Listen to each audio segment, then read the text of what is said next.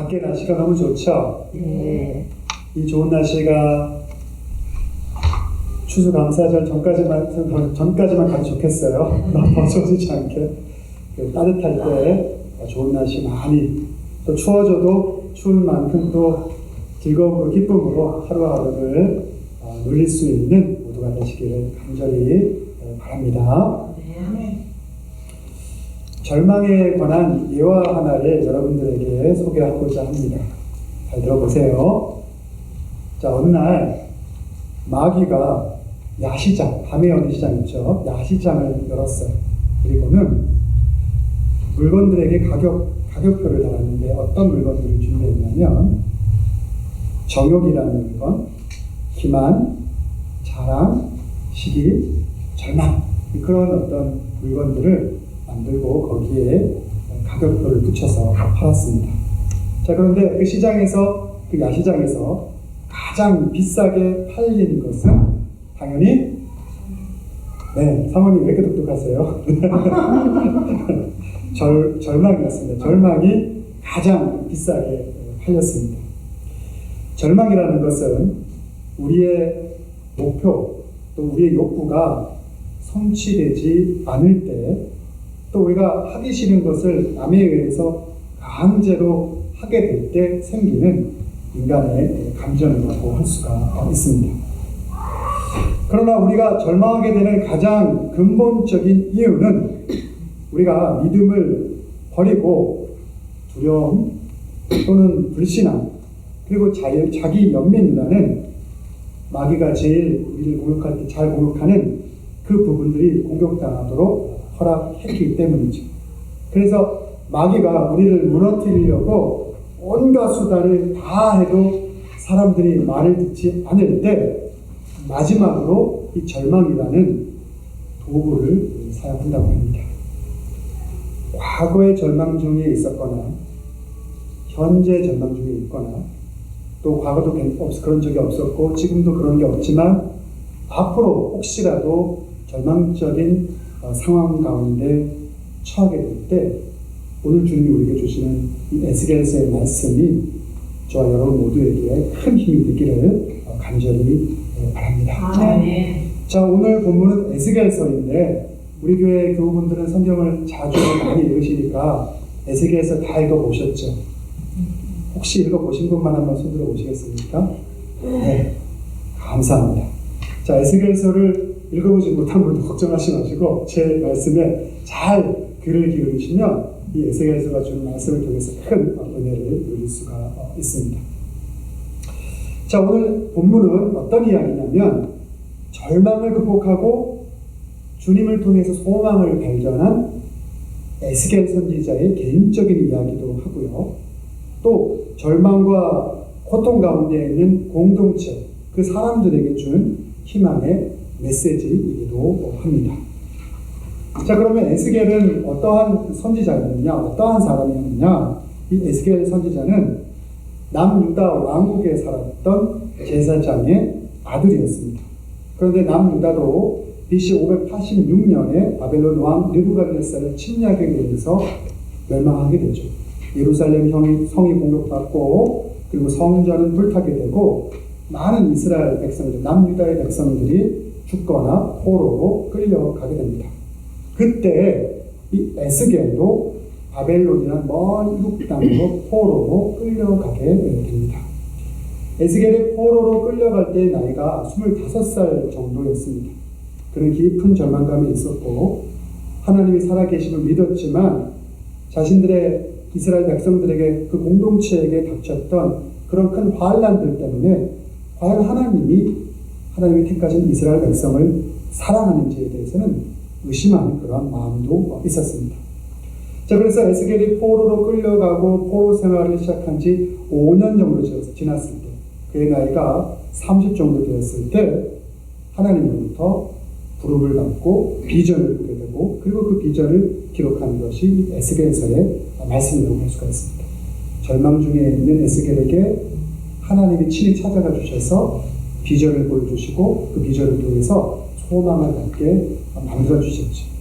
과거의 절망 중에 있었고 현재의 혹시 절망 중에 있고 미래에 혹시 절망적인 상황에 처하게 된 그 누군가에게 하나님이 찾아오셔서 우리에게 소망을 주시고 그 소망을 통해서 우리가 새로운 생명을 갖고 살아갈 수 있도록 인도해 주신다는 사실을 이 에스겔서의 말씀을 통해서 더욱더 확신하게 되는 저와 여러분 모두가 되기를 간절히 바랍니다. 아멘. 그러한 동일한 에스겔 선지자가 경험했던 동일한 은혜가 우리의 삶 속에서도 풍성하게 경험되기를 간절히 바랍니다. 아멘.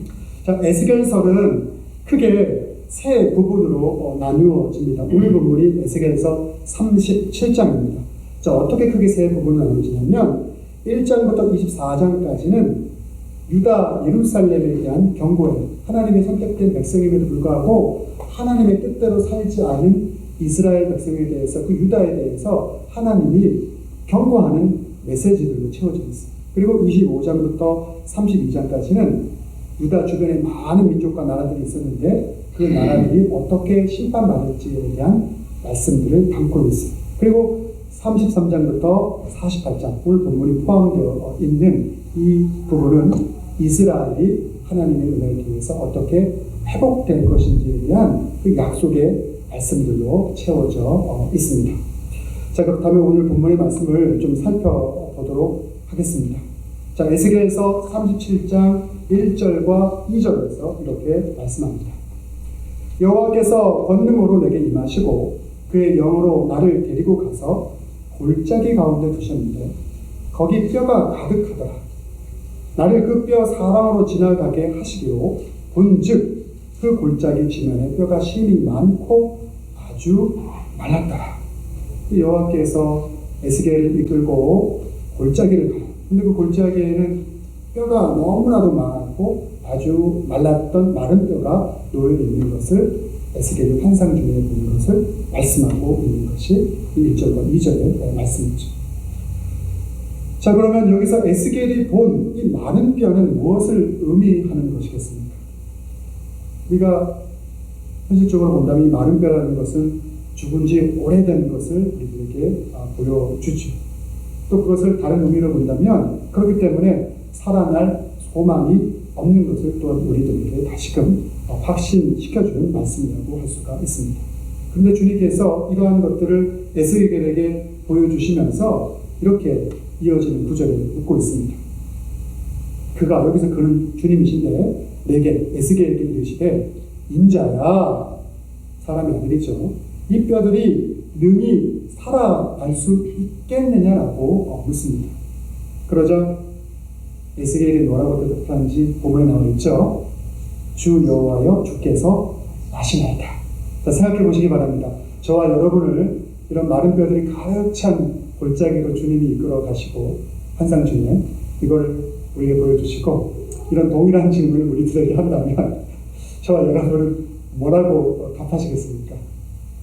에스겔처럼 주 여호와여 주께서 아시나이다 라고 답하시겠습니까? 아니면 모르겠습니다 라고 답하시겠어요? 여러분 한번 생각해 보시기를 바랍니다. 자, 주님 이 구절에서 에스겔에게 이 뼈들이 살 수 있겠느냐고 물었습니다. 에스겔은 주님께서 아십니다라고 답했습니다.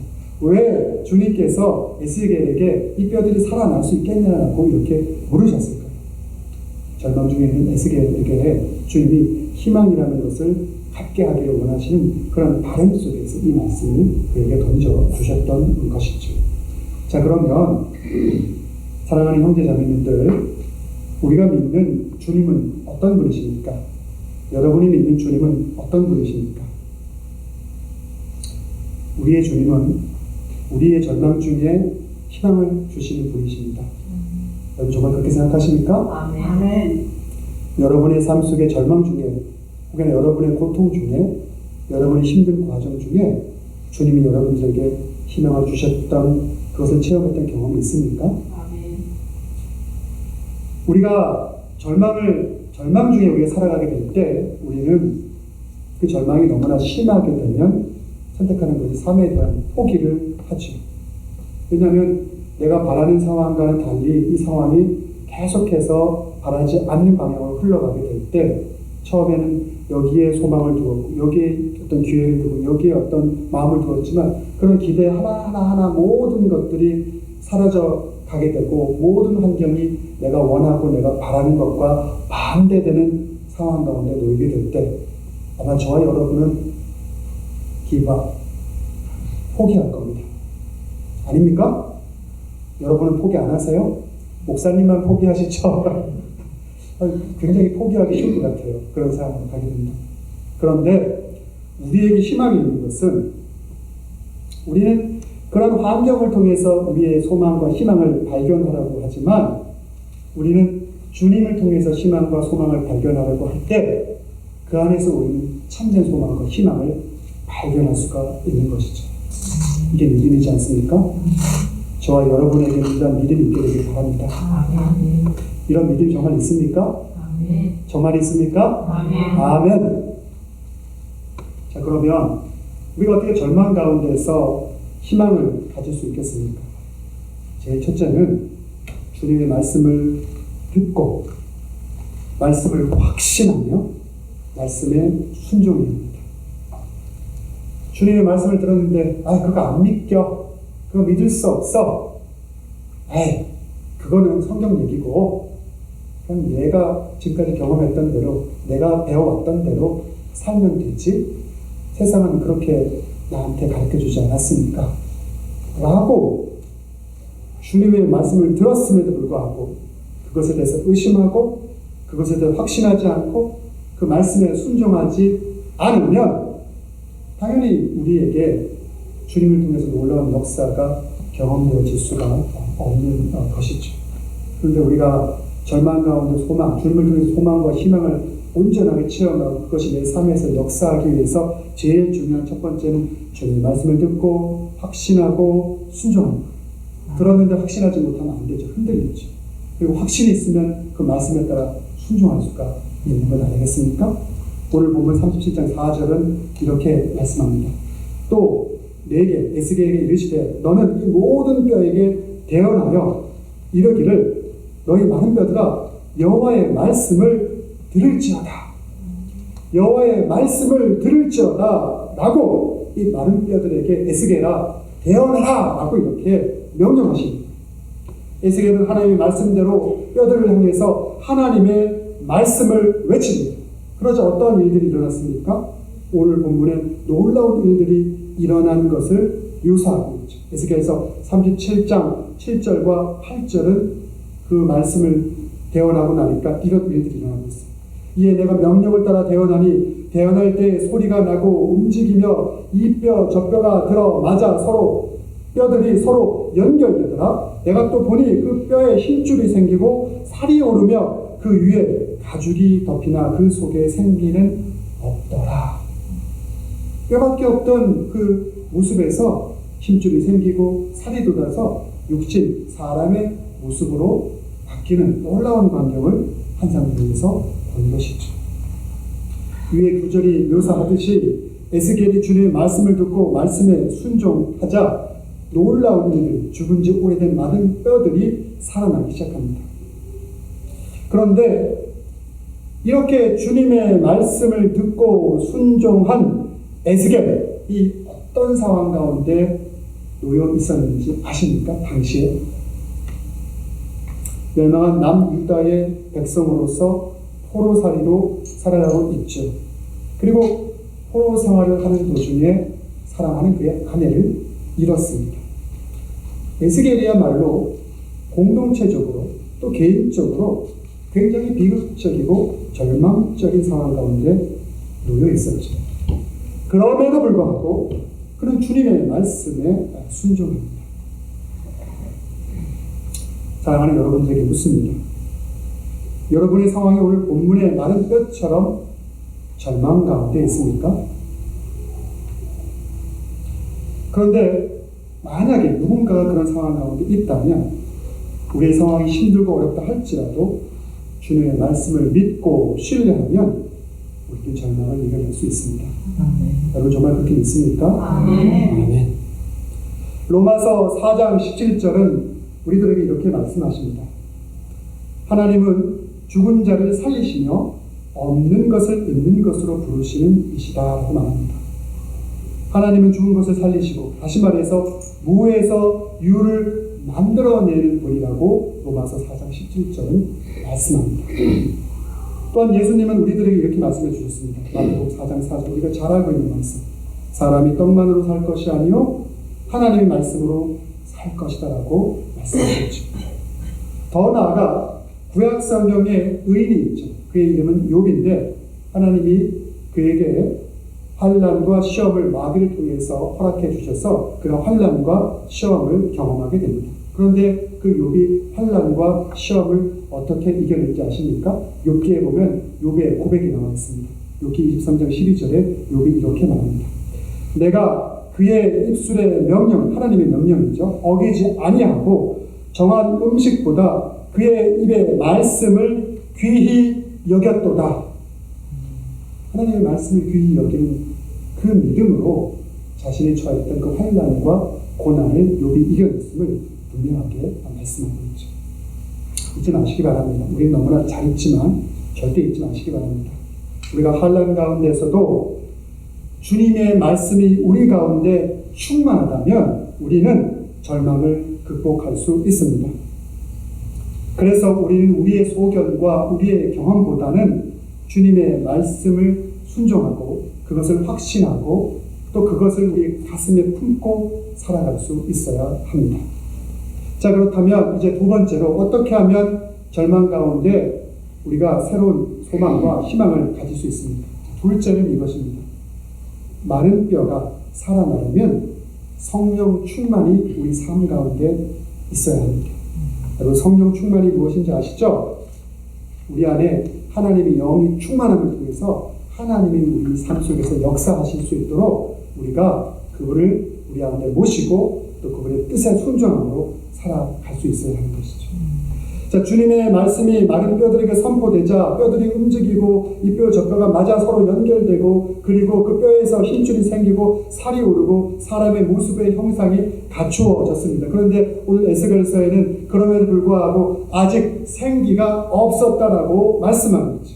그러자 주님은 에스겔에게 다음 명령을 내리시죠. 사방에서 생기가 와서 죽은 자를 살아나게 하라라고 그 말씀을 대언하라고 명령합니다. 에스겔이 주님의 명령대로 대언하자 죽임을 당한 자들이 살아나게 됩니다. 이 구절에서 생기, 이 생기라는 말은 히브리어로 루아하죠. 창세기에 하나님이 생명을 불어 넣었다. 그때 생명이 바로 이 루아하인데 이 생기를 불어 넣게 되자 이 육체가 살아나게 됩니다. 성령이 임재해서 일하지 않으면 우리가 주님의 말씀을 듣고 읽고 안다고 하여도 놀라운 일들이 우리의 삶 속에서 일어나지 않습니다. 그래서 우리 안에서 성령이 충만함을 통해서 그 성령이 역사하도록 놀라운 일들을 행하도록 우리는 구할 수 있어야 하죠. 로마서 8장 9절은 말씀합니다. 만일 너희 속에 하나님의 영이 거하시면 너희가 육신에 있지 아니하고 영에 있나니 누구든지 그리스도의 영이 없으면 그리스도의 사람이 아니다. 자, 그럼 여러분들에게 묻습니다. 이런 말하면 좀 헷갈릴 수도 있는데 묻습니다. 여러분 안에는 성령님이 계십니까? 아멘. 혹시 자신 없으신가요? 내가 성령이 내 안에 있는지 없는지 분명한 답을 알려드릴게요. 고린도전서 12장 3절에 보면 누구든지 예수를 주라 인정하면 성령이 그들과 함께한다고 했어요. 물론 장난삼아서 예수는 주요라고 꼭 어떤 이가 말할 수도 있을지도 모르지만 우리가 일반적인 생각을 가진 사람이라면 예수님을 주라고 인정하는 것은 믿음이 없이는 절대로 고백되어질 수 있는 것이 아니죠. 그러니까 여러분의 입술을 통해서 마음에 있는 것을 고백할 때 예수님은 나의 구주입니다라는 고백을 여러분들 하셨으면 여러분 안에 성령님이 계시겠습니까? 안 계시겠습니까? 당연히 우리 안에 있습니다. 성령님이 내 안에 계신데 내 삶은 왜 이 모양 이 꼴이죠? 그래서 성령 충만함이 필요한 겁니다. 성령이 우리 안에 없는 것이 아니라 성령이 충만하여서 그것이 우리 삶 통해서 역사할 수 있어야 하는 것이죠. 그래서 성령이 내 안에 있느냐 없느냐 그것은 우리에게 부차적인 문제, 물론 교회에 나오는 사람 중에서 혹시 그것이 의심되는 사람도 간혹 있을 수 있지만, 우리가 일반적으로 그리스도인으로서 부름받아서 하나님을 믿는 신앙을 가지고 있다면 우리 안에 누구나 다 하나님에 대한 성령이 우리 안에 모셔져 있는 것이죠. 그러니 그것을 걱정하지 마시고 그 성령의 충만함으로 내 안에서 역사할 수 있는 길들을 우리는 소망하고 바랄 수 있어야 하는 것이죠. 자, 그래서 이렇게 생기를 불어넣게 되니까 살아나게 되죠. 그러자 하나님이 다시금 에스겔에게 명령하십니다. 또 내게 이르시되 인자야, 이 뼈들은 이스라엘 온 족속이라. 그들이 이르기를 우리의 뼈들이 말랐고 우리의 소망이 없어졌으니 우리는 다 멸절되었다 하느니라. 그러므로 너는 대언하여 그들에게 이르기를 주 여호와께서 이렇게 이같이 말씀하시기를 내 백성들아, 내가 너희 무덤을 열고 너희로 거기에서 나오게 하고 이스라엘 땅으로 들어가게 하리라 하고 대언하라고 명령하시죠. 주님은 에스겔이 환상으로 본 그 골짜기의 마른 뼈가 이스라엘 백성들이라고 이야기합니다. 오늘날 우리 식대로 표현하자면 하나님의 선택받고 교회로 선택받아서 부름받아서 온 저와 여러분 같은 백성들을 이야기하고 있는 것이죠. 그래서 이스라엘 백성들에게는 이 구절이 지금 포로로 살아가지만 하나님의 선택된 백성으로서 다시금 회복의 위치로서 예루살렘으로 돌아갈 것을 말씀하고 있죠.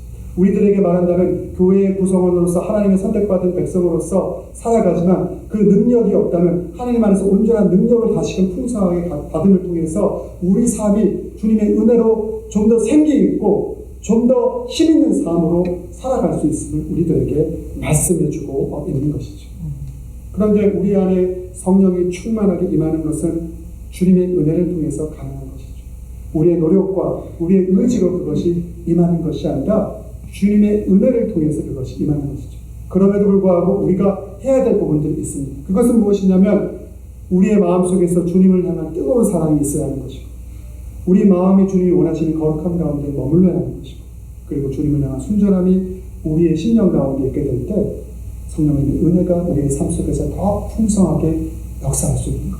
그것이 우리의 삶을 성령 충만하게 가게 하는 그러한 우리 차원의 노력의 부분들을 할 수가 있죠. 그럼에도 불구하고 하나님의 은혜를 통해서 성령은 우리의 삶 속에 충만하게 임하게 되는 것이죠.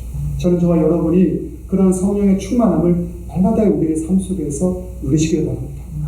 그리스도인으로 살아가는데 우리의 삶이 맥없는 사람처럼 살아가는 것이 아니라 주님을 통해서 힘과 용기로 살아갈 수 있는 그 복됨이 우리의 삶 가운데 차고 넘치기를 정말 간절히 바랍니다. 이제 말씀을 정리하기를 원합니다. 주님의 은혜로 절망의 무덤에서 나오시기 바랍니다. 여러분, 정말 절망이 있어서 절망 속에서 허덕이는 사람들도 있고, 또 우리는 살아있지만 그래서 멀쩡히 살아가는 것 같지만 우리 안에 생기가 없고 능력 없는 삶을 살아가는 경우들도 많죠. 그런 모든 삶으로부터 나오시기를 간절히 바랍니다. 주님은 에스겔에게 마른 뼈와 같이 희망이 없는 자들에게 무덤을 열고 거기서 나오라고 대언하라고 명령하셨죠. 주님은 우리가 희망 없이 절망 속에 살기를 원하지 않습니다. 우리가 기쁨과 감사 속에서 안식과 평안을 누리고 살아가기를 원하십니다. 여러분은 주님이 우리의 삶 속에서 절망 가운데 우리가 살아가길 원하신다고 생각하십니까? 그분은 무정하신 분이고 그분은 무서운 분이셔서 우리가 절망 가운데 놓여있기를 원하는 분이라고 생각하십니까? 그래서 나의 삶 가운데, 절망 가운데, 어려움 가운데 나의 삶 속에서 역사하지 않는 분이라고 생각하십니까? 아닙니다. 주님은 우리가 항상 기쁨과 감사와 안식을 누리기를 원하시는 분입니다. 하지만 우리 스스로가 우리 스스로의 무덤 속에 갇혀서 빠져나오지 않으려고 고집부릴 때가 있고 말씀에 대해서 대적할 때가 있는 것이죠. 하지만 그럼에도 불구하고 은혜를 통해서 주님은 그 무덤에서 우리가 벗어나서 소망과 희망 속에 살아가기를 간절히 바란다는 사실을 저와 여러분 잊지 않게 되기를 간절히 바랍니다. 여러분, 그리스도인으로서 우리가 주님을 믿고 의지하는 것은 우리가 나약해서 우리가 이성적인 사고를 하지 못해서가 아닙니다. 왜냐하면 주님은 우리의 삶 속에서 그분의 은혜와 사랑이 세상 그 무엇보다도 가장 중요하고 가장 귀하고 그것만이 참된 생명을 우리 가운데 허락할 수 있다는 사실 때문에 우리는 주님을 의지하고 그분과 함께 살아가는 것이죠. 여러분들이 주님을 따르고 믿는 이유는 무엇입니까? 그분의 풍성함이 우리의 삶들을 채워주시고 우리의 삶들을 온전히 해주셨다는 그 놀라운 것들을 우리 삶 속에서 경험하였고 앞으로도 그것이 더 크게 역사할 것을 소망하기 때문에 그렇지 않습니까? 그러므로 절망의 무덤 가운데서 주를 붙잡고 희망으로 나올 수 있게 되기를 간절히 바랍니다. 기도하겠습니다. 사랑과 은혜가 많으신 아버지 하나님, 우리는 우리의 일상을 아무 문제 없는 것처럼 살아가지만 우리의 일상의 모습 하나하나를 살펴보게 되면 그 안에 얼마나 많은 아집과 고집으로 채워져 있는지를 주님 앞에 고백합니다. 또 우리의 연약함 때문에 우리의 삶이 절망 가운데 쉽게 빠지게 되고 그것 때문에 고통을 경험하는 것을 또한 고백합니다. 그런 상황 속에서 우리에게 은혜를 통해서 소망과 희망을 허락해 주시는 주님을 붙잡을 수 있는 저희 모두가 될 수 있도록 역사하여 주시옵소서. 이 모든 말씀 사랑과 은혜가 풍성하신 예수님의 이름으로 기도드렸사옵나이다.